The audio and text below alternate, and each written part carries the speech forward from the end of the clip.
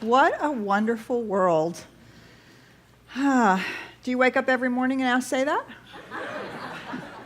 Maybe yes, maybe no, right? After you've been out on Facebook, watch the news, do you say, what a wonderful world? Maybe yes, maybe no. Think about going to work, dealing with your family. What a wonderful world. Yeah. I love that song. I love that song. It's one of my favorite songs of all time. It's the song I'm going to have sung at my funeral. Because I think that's what we're here about. I think we are here to create heaven on earth. And we do not create heaven on earth by complaining. And so it is. Right. Now, this does not mean that we don't look at things that need to be handled, things that need to be dealt with. We have environmental issues and social justice issues, and we have issues in our own families and in our own lives. We want more of this and less of that. But we do not get it by complaining. And we do not get it, we do not change it by making it wrong. What we know from our spiritual truth is that it is done unto us not only as we believe, but it is done unto us as we speak. That we are forever and constantly narrating life into being. And when we narrate life, we have the opportunity to tell the story the way that we choose to tell the story. And the way in which we tell that story becomes that which is embedded in our consciousness, which then becomes that which is the mold that the universal law takes to shape into reality. Now, humanity has spent 100,000 years shaping reality out of fear, shaping reality out of separation, shaping reality out of otherness and scarcity and survival. And in all of that 100,000 years, over and over and over again, there have been moments, glimmers of awakening, where someone has said, it doesn't have to be like this. There is actually something different going on. There is a beauty to life, there is a presence of love, there is a divine reality, a spiritual truth that is vibrating through all of creation. And that as we see it and feel it and touch it, as we name it and claim it, we shift our focus and we tell a different story. And those new stories are the seeds of each and every religious and spiritual tradition, each and every indigenous culture that has felt its roots, each and every scientific and philosophical revelation. Every moment, each time someone has had an awakening, an awareness, an opportunity to tell a new story, to speak new words. And so this month, we are focusing on being the power of our words, to pay attention to the power of our words, and to use them to shape reality, not in some wishful thinking way, but in some deep way that where spirituality and science have come together to teach us how true this is, that our words have the power to shape reality. And I don't mean our words in some cerebral left brain sort of way, just, these words that I'm talking about, but the words that capture the story we're narrating. The words that capture the belief, the feeling, the images, and the ideas that we carry in our lives about what we think is going on, and about what we believe is true, and about how we see the world. So this whole month, we are focusing on being the power of the word. And we recognize that when we are able, when we recognize and are able to understand the power of our words, that we can begin to manifest miracles. And every faith tradition has shown us this. We can begin to manifest miracles. We can truly shape reality.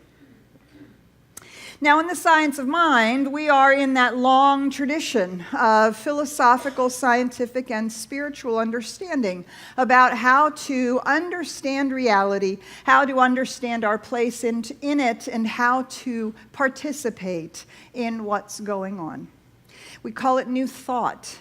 And as you know, there's nothing new about the science of mind. There's nothing new about metaphysics. We trace our lineage all the way back into the Hermetic teachings, the most ancient indigenous teachings on the planet. And yet there is something new about New Thought. And it is the idea that we can have a new thought. And that in the having of a new thought, we have a new idea, a new image, a new sense about life. And that we use our words to capture that new thought and own it. And own it as a possibility for a new reality. Sometimes it's challenging to do, isn't it? Sometimes it's challenging to hold on to a new thought because we get lots of evidence in support of all of our old thoughts, don't we? We get lots of evidence from the media, from the news, and from our own lives that our fear or our limited thinking is true because that's what we've played out in the past. But to create a new thought in a deliberate and intentional manner is to reshape reality.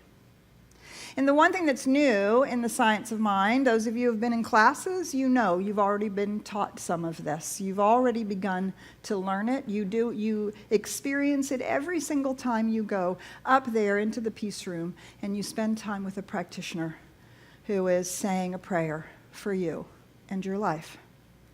In the science of mind, we call it spiritual mind treatment.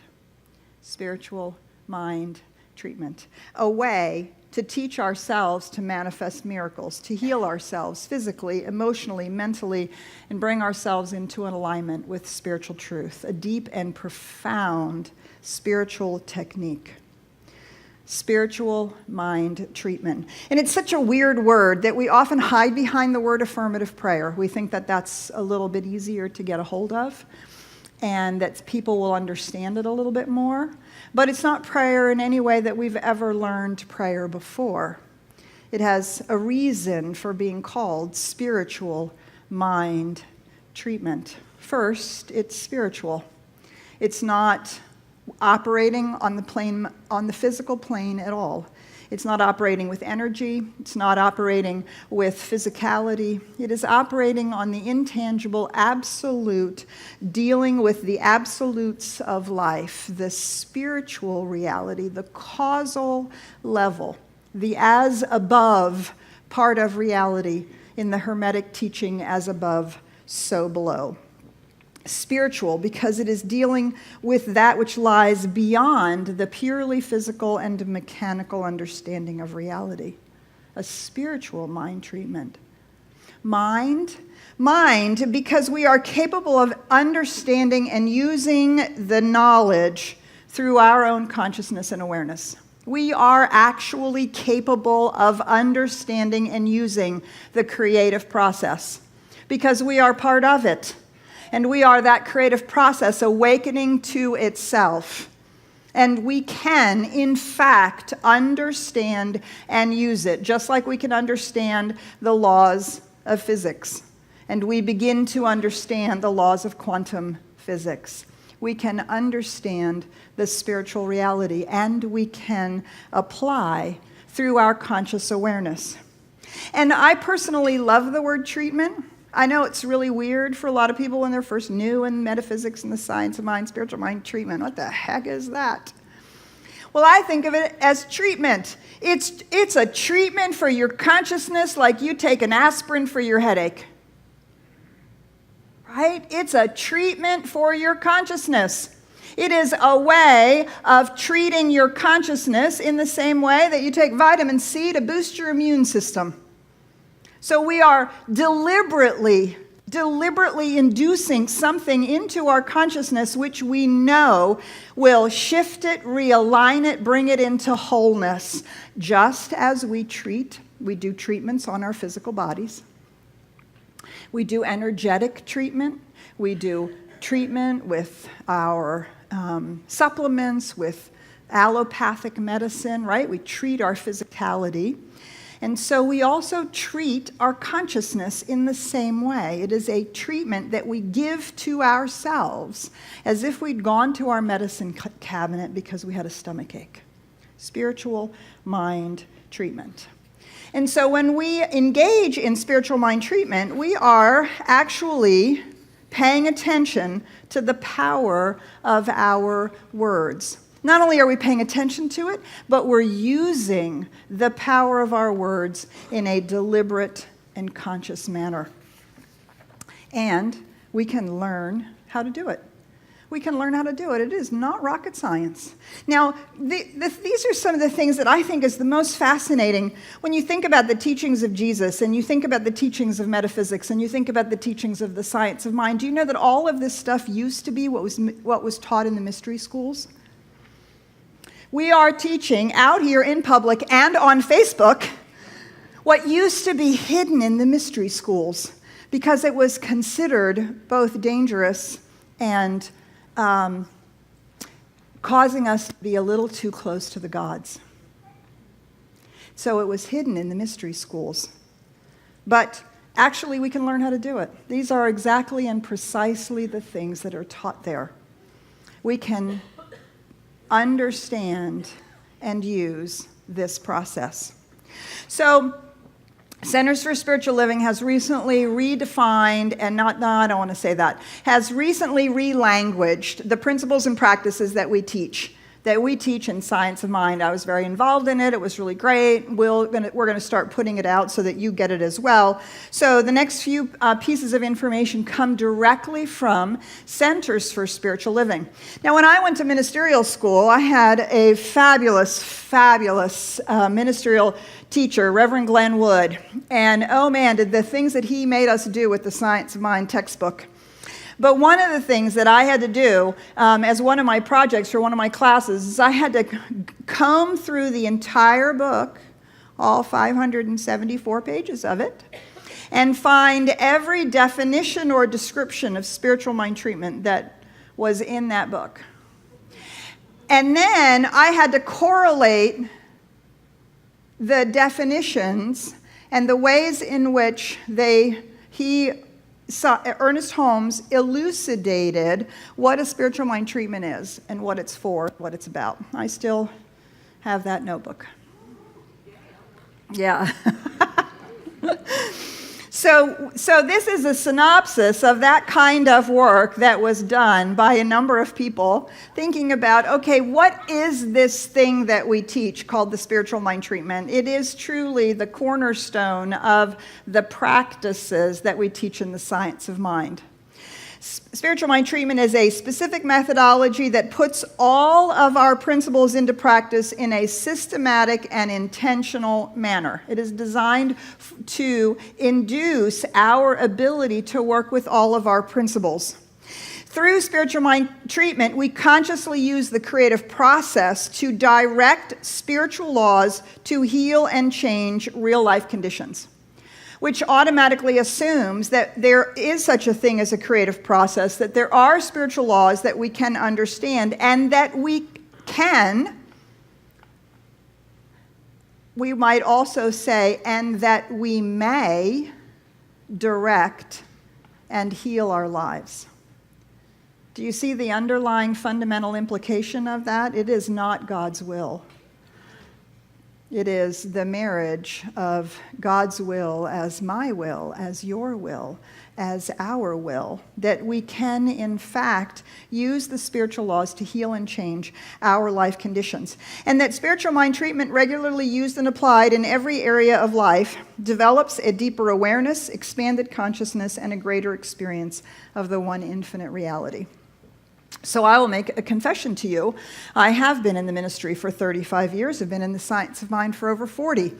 And I will tell you that for me, my spiritual awakening has come from 40 years of practicing spiritual mind treatment. That my meditation practice has been in support of my spiritual mind treatment practice. And that it is in the deliberate use of my word Not just, again, an intellectual, cerebral idea of the word, but the spiritual word of truth. That it is in that process of using that every day, that everything that I know to be true about life has become cemented into what I know to be true about life. And so spiritual mind treatment isn't just for fixing something or healing something or building a new business or attracting a partner or any of those kinds of things, although we use it for all of those things. Spiritual mind treatment is in of itself a profound spiritual deepening into the recognition and the realization of spiritual truth. And it moves us out of our sense of separation with not from each other, but our sense of separation from life itself. It moves us out of our sense of separation into our awareness of unity and wholeness. Spiritual mind treatment is an act, an art, and a science. It is an act because it is the conscious activity of thought. It is deliberate, conscious, focused activity that we are engaged in. It is an art in that there must be conviction, appreciation, and realization. It's not just rote words. It's not just saying the right words. It's not just having your spiritual mind treatment sound like the practitioner you had do a spiritual mind treatment for you last Sunday.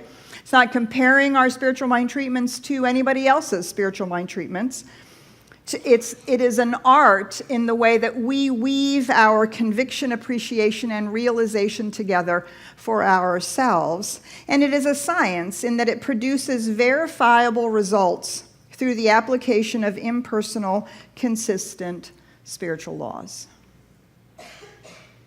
It is a science in that it produces verifiable results without the application of impersonal, consistent spiritual laws. But like any science, if we don't use it, it doesn't work. If we don't actually engage in spiritual mind treatment, if we don't actually use our most precious, fundamental, deepest, most profound spiritual tool, it will not work. It will not produce results in our life. It will not manifest miracles for us. We actually want to engage in it. Now, the biggest thing that I know about spiritual mind treatment, that when we first start using spiritual mind treatment, is that it's awkward, and it's weird, and it's different than anything that we ever learned before, and we feel like we don't know what we're doing, and that would be true. We don't, right? Just like if Scott were to say, here, let me teach you how to play the piano, and we never sat in front of a piano, wouldn't we go, well, this is weird. You want me to do what? I have to hold my hands how? How am I supposed to memorize where all the notes are? How do I get from that writing of notes up there on the page to playing through my fingers? How do you get there? Practice, right? There's one way only, and that is to practice. And if we sit down at the piano and we play for 10 minutes or we play for 10 days and we go, oh, this really sucks, right? And then we walk away. Why? Because as adults, we've forgotten how to learn. We've forgotten how to be awkward. We want to do it like this perfectly. Well, I can't tell you how many people say to me, well, I don't treat like you, Petra. Well, if I wasn't very good at it, 40 years would be a wasted effort, wouldn't it? That would be bad. So I hope to God I'm good at it. Just as Scott, who's been playing the piano for I don't know how many years, is a whole lot better than somebody who's only been doing it for a year. And so so it is awkward, and it is something very different, but it is working us at so many levels. Do you see, when we do spiritual mind treatment, it is working us at so many levels. It is forcing us out of our false, small, limited identification with our humanity and forcing us into our identification as spiritual beings. Every step of a spiritual mind treatment is designed to create that shift. And the other thing I hear people say is, well, I don't do spiritual mind treatment because I don't believe it yet. Well, that is the whole point. That is supposed to be the end result of a spiritual mind treatment. That would be like saying, well, when I can play good enough to play at Carnegie Hall, then I'm going to learn how to play the piano. Right? So it is the process of going from I am out of alignment with my spiritual truth to I am living in alignment with my spiritual truth. And if we wait for that, do you see, then we'll never do our spiritual work. Spiritual mind treatment is built on two fundamental foundations. It is built on the power of the Word and the mysteries of the infinite. These are the two foundations on which spiritual mind treatment is built. The power of the Word and the mysteries of the infinite. So let's start with the power of the Word. You know, there is no ancient spiritual tradition that doesn't understand the power of naming something. The goddess traditions, the indigenous traditions of Europe, Africa, and the Americas were deeply, deeply understood the power of naming. And that one's name said something about us. That the name of something meant it had an identifiable, essential nature. And that when we name something, we are claiming our awareness of that essential nature. We talked about this morning in our Science of Mind class, didn't we? The essential nature of a tree, of treeness and flower. And not just in its generic sense, but in the more concrete sense of that essential nature is accessible to us. This is the very... It's all right. It's all right. I'm just seeing if there's something interesting coming out of the power of the Word. You never know. So when we think about in so many ancient traditions that had totems, right, or spirit guides, if in the shamanic tradition of the spirit guide, what do we get from our spirit guide but the medicine? And what is the medicine of the lion or the medicine of the mouse but its essential nature? And there is something that when we name it and we recognize it, that we claim it for ourselves, we allow that nature to work us, and we incorporate it within us. Do you see? By the power of the Word, of knowing this essential nature, we can experience it for ourselves. We receive the medicine of the essential nature. Do you see?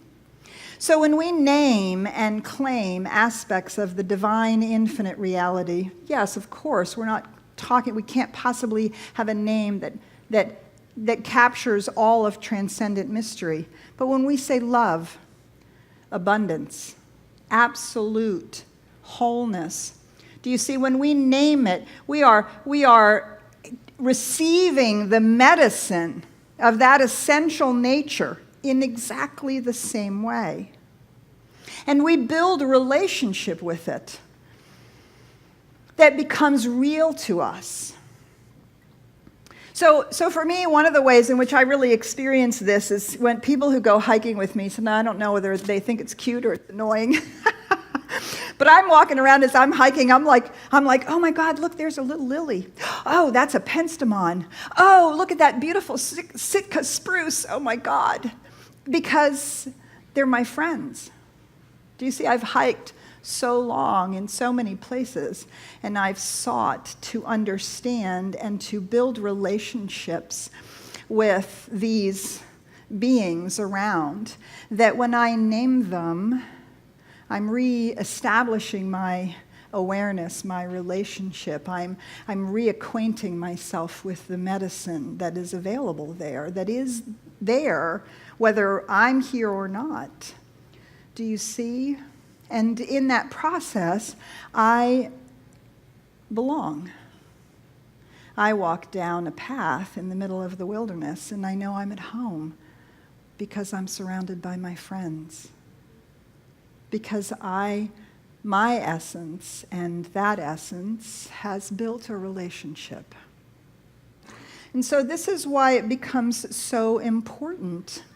The words that we use when we describe the nature of reality.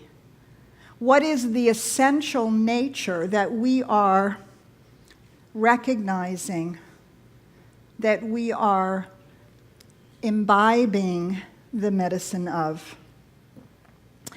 The second thing about the power of the word is that it focuses attention and intention. So, I don't know about you, but when I first started meditating, I was not very good at it.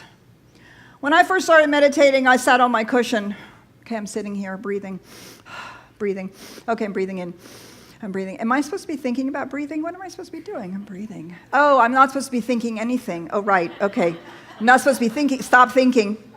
Stop thinking. Oh, wait. Now I'm thinking about thinking. On and on and on it went. I will not belabor it. I'm sure you recognize it, right? And then I'm having the conversation with myself about all my to-do lists. Right, all the things, and then I'm all excited because my mind is finally quiet enough that new idea that's been percolating back there is finally time to come forward. So now I spend the next 5 minutes of my meditation thinking about that new idea instead of being quiet and silent, right? On and on and on and on. Okay, so yeah, so it's a good discipline. We meditate on Wednesdays and Sundays. You can join us. It's fabulous. But for the deliberate creation, manifesting miracles, to begin saying affirmations or visualizing or imagining what we want, and then to start thinking about our to-do list or start thinking about what's not working, do you see how that undermines the very thing we're seeking to focus on or to create? The power of the word, the reason that we use words in our spiritual mind treatment is because when you are describing something in such a way that you're engaged with it, you can't actually think about your to-do list, can you? It's as simple as that. Using our mental capacity to focus and to define and describe things actually keeps us engaged with the thing that we want to be engaged with, as opposed to all those other things we're actually trying to get away from, fix, or change. And so the power of the word keeps us from wandering, keeps us from worrying, keeps us from wondering, well, how's this going to work? Well, how's that going to happen? I don't really, blah, blah, blah, blah, blah, blah, right? It is the place that using the power of our word keeps us focused without the distraction, staying committed to dwelling on our spiritual truths and staying committed to our spiritual awareness. If it is nothing more than going back to, oneness. Oh, that's right, oneness. Well, oneness. Oh, I'm thinking about whatever. Oh, no, oneness. Do you see? It continually refocuses us. And finally, the power of the word builds our inner experience and the fire of it. Using words to develop the images and feelings in the imagination is what makes it real to us. Do you see? I think we confuse meditation and spiritual mind treatment. We think that in spiritual mind treatment we are to wait for inspiration. No, that's what we do in visioning. And we may do it in meditation. If we do that kind of meditation, we may contemplate an idea and be open to inspiration. Spiritual mind treatment is the directive practice. It is the time when we say, I have had an inspiration and I'm now seeking to narrate it into being in my life. And we use the words to capture the feelings and the sensations and to describe it to ourselves in such a way that it becomes real to us. And we all know the studies, right? Our brain doesn't know the difference between an imaginary or a real experience. if our imaginary experience is that real to us. Do you see? So again, we use the power of the words not in some rote manner, not just in a blah, blah, blah, blah. God is all there is, and all there is God, and I'm one with God, and my life is abundant, and I'm so happy. Right? And then the back of our mind, we're going, yeah, whatever. But did you look at that and that and that in your life, right? Those are words. Those are words with a small w. Now we're talking about word with a capital W, right? It is the descriptive word. It is the word that speaks of the essential nature of what we're talking about. Do you see? That captures and describes that in a way that we feel and sense and know. And we use those words until that feeling has been generated, until we are aware of the totality of that which we are imagining, and we begin to experience it as real.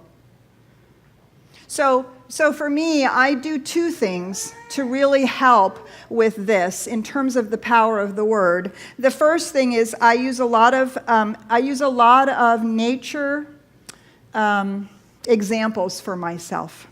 So for instance, when somebody comes to me and they are looking for a new job and they are seeking to really be employed in a way that serves them, that allows them to give their gift, oftentimes what comes to me as I'm speaking in the beginning of a spiritual mind treatment is an image from my childhood.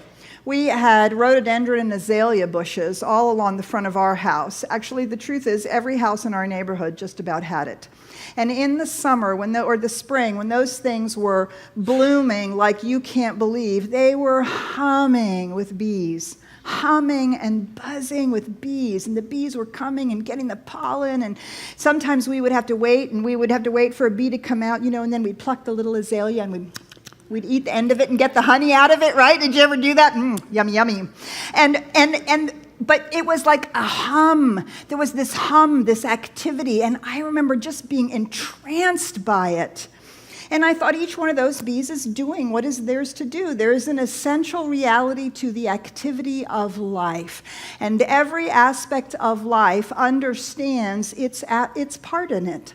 Right? And so the bee is active and the flower is active, and they've come together in a beautiful creation to create honey for the hive.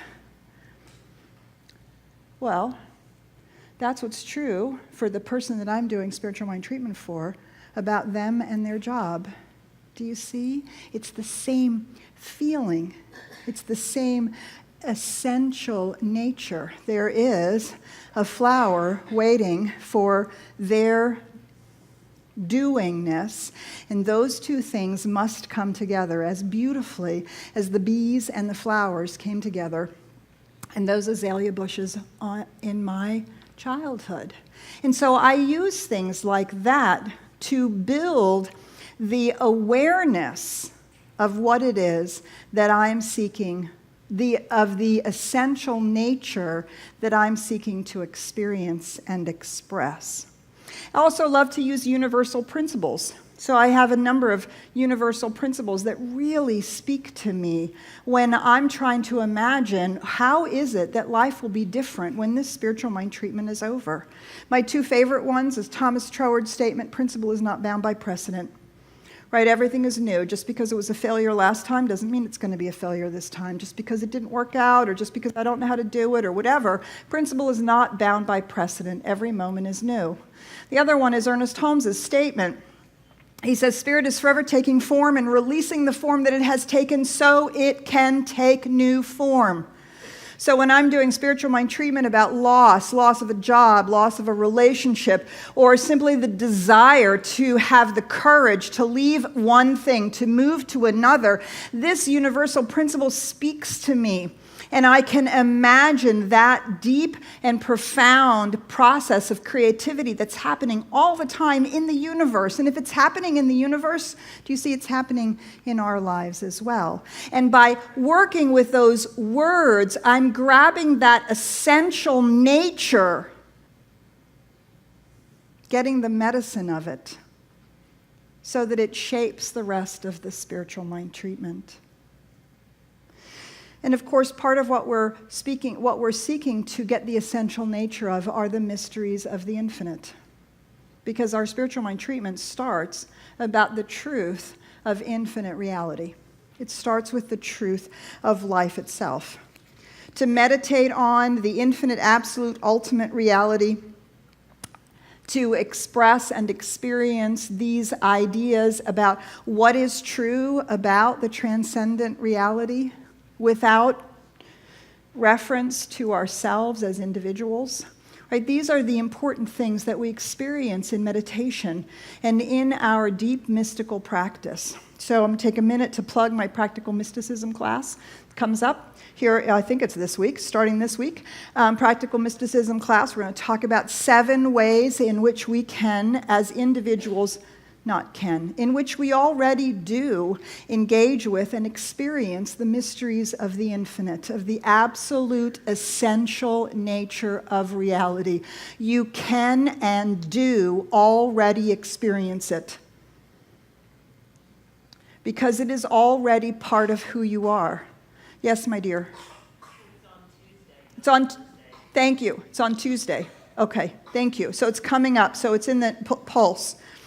So we want to explore the qualities of this divine, absolute, infinite reality, and we want to work with them until we can extract the essential nature in such a way that it becomes real to us.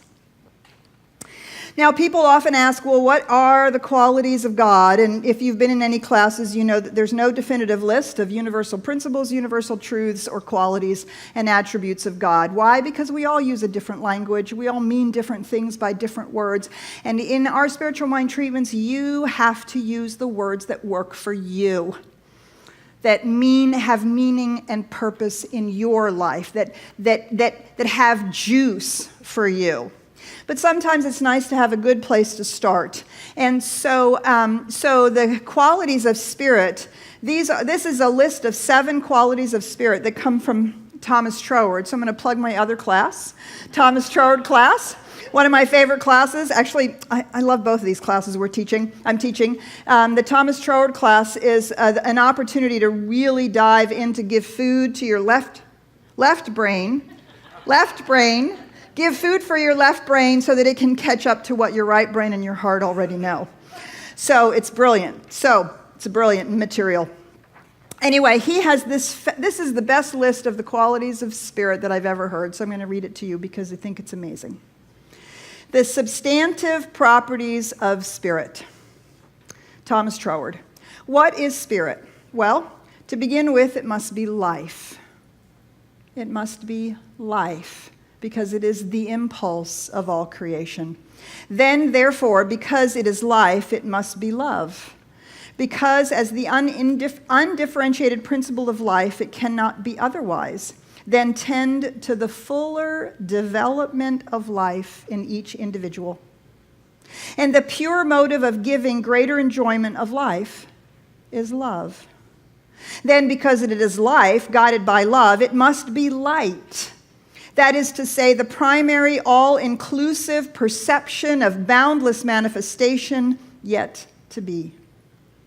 And then from this proceeds power, because there is no opposing force to the level of pure spirit. And therefore, life waged forward by love, or the desire for recognition, and by light on the pure perception of the law of infinite possibility, must necessarily produce power. For the simple reason that under these conditions it could not stop short of action.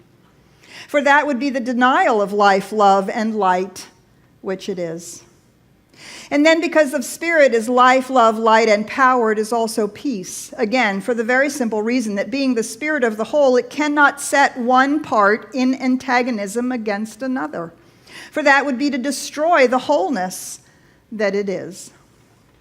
Next, spirit must be beauty, because on the same principle of wholeness, it must only proportion every part to every other part, and the due proportioning of all parts is beautiful. And lastly, the spirit must be joy, because working on these lines, it cannot do otherwise than find pleasure in the self-expression which its works afford it, and in the contemplation of the limitlessness of the creative process by which each stage of evolution is realized. It is still the stepping stone to something yet more excellent, this evolution, and so on in everlasting progression.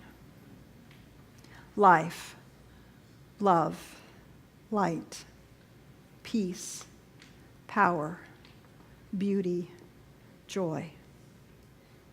If we contemplate these qualities, these truths with the same level of intensity that we seek to know the essential nature of a spirit animal or a totem, do you see, we begin to capture that essential nature. We begin to understand it, and we begin to imagine with our words that there is truth in all of this. This becomes the very ground from which our spiritual mind treatment arises. Spiritual mind treatment, the starting point is the recognition of this one infinite, universal, absolute reality. And the specific quality or principle, which is the causal reality that needs to be restored, that is now restored as we do our spiritual mind treatment. So we're going to talk about this all month. How do we start with a particular quality, a particular universal truth, a particular idea? Own it, claim it, name it, recognize that it exists, not only in life, but then in our own life. And we'll see how the steps of spiritual mind treatment build a deep and profound awakening in consciousness that changes everything. I like to think of this first step not only as recognition, but as remembering. That we are remembering what we already know to be true about life itself. We spend time remembering the transcendent, infinite, universal creative power and intelligence, which is the truth of the universe. From this place, manifesting miracles is truly a reality. And so this is where we begin in our spiritual mind treatment, recognizing the essential nature of life itself. Owning it, claiming it with our words. Again, not just a blah, blah, blah word, but a word that really allows us to capture it. I cannot highly recommend this book enough that we're reading. She's going to talk about each of the steps of treatment, and then she's going to talk about the qualities, some of the qualities in the back. They're beautiful meditations on the qualities because we want to grasp the essential nature of it, not just the word of it. And so in closing, she says this: this recognition is not a recognition of something separate from ourselves or a petition to a far-off God who may or may not grant our request. Spiritual mind treatment is not a supplication to an external authoritarian deity who is moved by the anguished, beseeching prayers of his children or by their good deeds. It is not a prayer to anything at all. Rather, the first step is a recognition of one life, spirit as all in all, creator and creation. It is a recognition of the creative principle behind the eternal process of creation, even as it is within creation. It is a recognition of the divine intelligence that moves like a kaleidoscope with every thought, idea, and notion, and yet is beyond them all. It is a recognition of the pure substance and undifferentiated being that causes all to be. It is a recognition of the eternal life force continually creating moment to moment. It is a recognition of the presence that is everywhere, always. And so it is.